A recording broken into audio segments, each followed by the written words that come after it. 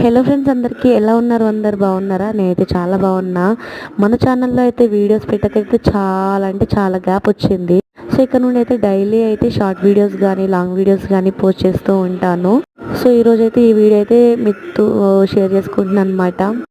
And first ఇక్కడ time వచ్చేసి 6 అవుతుంది. 5కి అయితే వాకింగ్కి అయితే వెళ్ళామన్నమాట. వాకింగ్కి వెళ్ళొచ్చేసరికి 1 అవర్ వెళ్తాము.